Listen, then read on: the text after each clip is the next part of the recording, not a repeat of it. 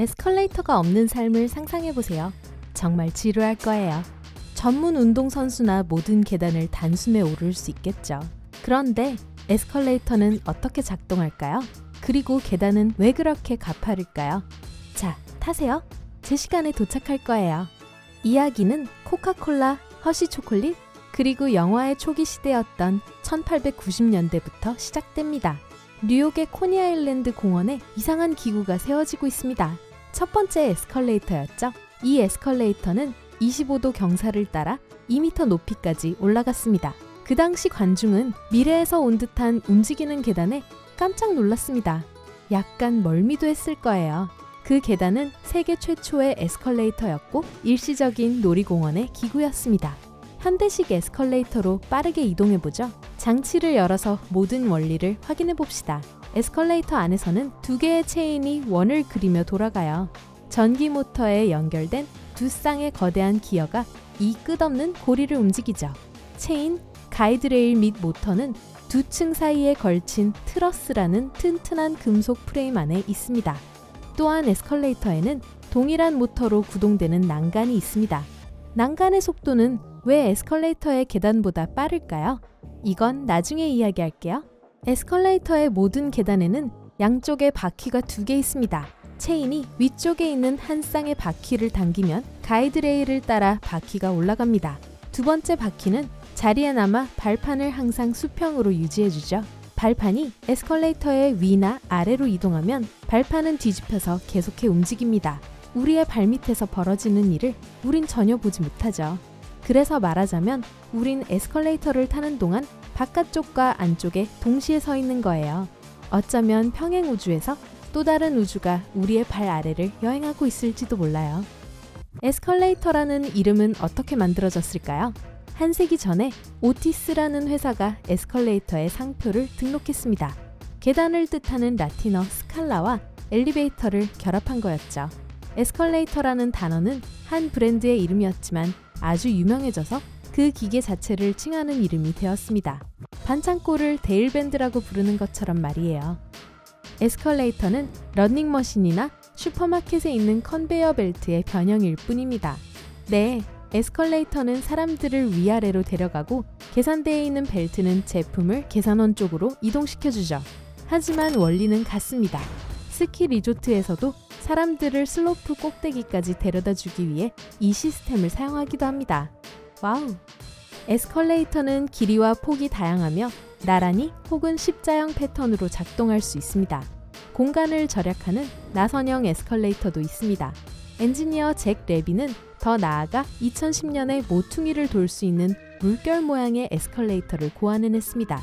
그가 레비테이터라고 이름 붙인 이 장치는 아직 현실화되지 않았습니다. 에스컬레이터는 거의 속도를 바꾸지 않습니다. 에스컬레이터가 속도를 바꾼다면 승객은 균형을 잡기가 어려울 거예요. 보통 용도에 따라 시속 1.6에서 3.4km 정도로 주행합니다. 지하철 에스컬레이터는 보통 쇼핑몰의 에스컬레이터보다 빠릅니다. 지하철에서는 사람들은 빠르게 움직이기만을 고대하기 때문이죠. 쇼핑몰에서는 대부분의 사람들이 주위를 둘러보고 휴식을 취할 시간을 원합니다.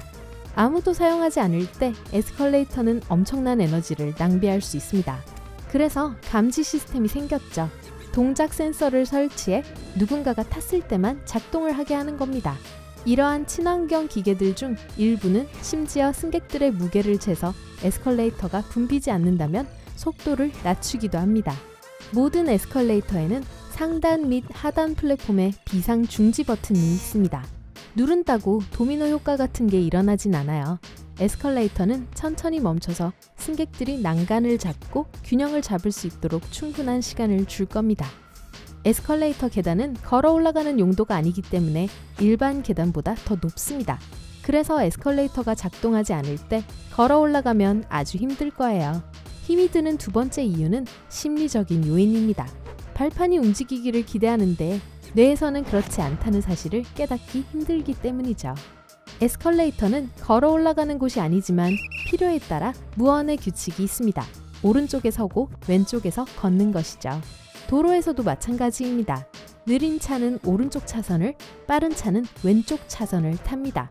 하지만 이런 일반적인 관행은 에스컬레이터를 사용하는 가장 효율적인 방법이 아닙니다. 연구에 따르면 모두가 서서 에스컬레이터를 탈 때 더 많은 사람들이 훨씬 더 빨리 목적지에 갈 수 있다고 합니다. 하지만 그걸 알면서도 우리는 여기는 서는 곳, 여기는 걷는 곳이라는 규칙에 너무 익숙해져서 양쪽에 서는 걸 익숙하게 만들기가 쉽지 않습니다. 에스컬레이터에 서 있을 때 종종 난간이 발판보다 더 빨리 움직이는 걸 본 적이 있을 거예요. 난간을 돌리는 롤러가 새 것일 때 이런 현상이 발생합니다. 롤러는 너무 빨리 마모되지 않도록 2% 더 크게 만드는데 난간이 발판과 같은 속도로 움직인다면 에스컬레이터가 이미 사용 수명을 절반이나 초과했다는 뜻입니다. 그리고 만약 올려놓은 손이 천천히 몸 뒤로 멀어진다면 타고 있는 게 꽤 오래된 에스컬레이터일 거예요. 그리고 측면에 달린 솔은 신발을 닦기 위해 있는 것이 아니에요. 이 솔은 승객이 발판의 가장자리에서 멀어지도록 만들어줍니다. 만약 솔이 다리에 닿았다면 계단과 벽 사이의 간격에 너무 가까이 서 있다는 것을 알려주는 거죠. 안전거리를 유지해야 신발끈이나 헐렁한 옷이 틈새로 빨려 들어가지 않을 테니까요. 솔 외에도 발판의 가장자리는 밝은 노란색 선으로 표시되어 있습니다. 그러니 에스컬레이터를 탈 때는 그 선 안에 서야 해요. 이 선은 또한 시각적으로 한 발판을 다른 발판과 나눠줍니다. 이렇게라면 에스컬레이터에서 올라가거나 내려갈 때 계단을 놓쳐서 넘어질 일이 없겠죠. 발판에 홈도 존재하는 이유가 있습니다. 실수로 에스컬레이터에 펜을 떨어뜨렸다고 가정해보세요. 홈 덕분에 발판 위나 아래에 도착했을 때 펜은 빨려 들어가지 않습니다. 이 홈은 물체를 밖으로 밀어내는 비판의 이빨을 통과하는데요. 계단과 승강장 사이에서 발이 끼지 않게도 해줍니다. 휴, 정말 다행이네요. 무빙워크는 에스컬레이터의 멋진 미래 같지만 사실 에스컬레이터만큼이나 오래되었습니다. 시카고에서 열린 1893년 세계 박람회를 위해 처음 지어진 무빙워크는 가장 긴 무빙워크이기도 합니다. 길이 두 갈래로 나뉘어져 승객들은 그 위에 타서 앉을 수도 있고 서 있을 수도 있었습니다. 길이는 800m 이상이었고 여전히 기네스 기록을 보유하고 있죠. 상어가 가득한 수중을 에스컬레이터를 타고 통과한다고 상상해보세요. 대만의 화롄 타글로리 오션파크에서는 가능해요. 이 놀라운 에스컬레이터는 수족관을 통과해 오르내리는데요. 방문객들은 다양한 종류의 다채롭고 위협적인 바다 생물들을 감탄할 시간을 가질 수 있습니다. 가장 긴 단일 에스컬레이터는 상트페테르부르크와 모스크바에 있습니다. 각각 길이가 최대 130m에 이르는데요. 이는 기자의 피라미드 높이 정도랍니다. 가장 긴 에스컬레이터는 홍콩의 센트럴 미드레벨 에스컬레이터입니다. 에스컬레이터 18대와 800m에 이르는 3개의 이동 통로가 설치되어 있죠.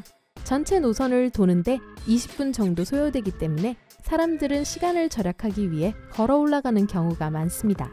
콜롬비아 메들린의 거대한 에스컬레이터는 거주자의 시간을 절약하기 위해 고안되었습니다. 언덕을 지나는 길을 35분에서 6분으로 줄여줬죠. 에스컬레이터가 없다면 사람들은 28층이나 올라가야 했을 거예요. 세계에서 가장 높은 곳에서 작동하는 에스컬레이터는 일본 오사카에 있습니다. 거대한 우메다 스카이 빌딩을 연결해주는 에스컬레이터입니다. 워싱턴 기념탑만큼 높은 170m 높이로 거대한 유리터널 안에서 승객들이 다른 건물로 이동합니다. 어떤 경치를 볼 수 있을지 상상해보세요. 일본 이야기가 나왔으니 말인데요. 세계에서 가장 짧은 에스컬레이터는 가와사키의 한 쇼핑몰에 있습니다. 이 기록을 소유한 에스컬레이터는 5층짜리로 높이는 1m 미만입니다. 가장 오래된 에스컬레이터는 뉴욕에 있는 메이시스 헤럴드 스퀘어 쇼핑몰에 있습니다. 이 에스컬레이터는 약 100년 전에 지어졌어요. 이 역사적인 에스컬레이터의 기계 부품은 교체되었지만 나무 벽과 발판은 아직까지 손상되지 않았습니다. 마지막으로 자전거 에스컬레이터도 있습니다.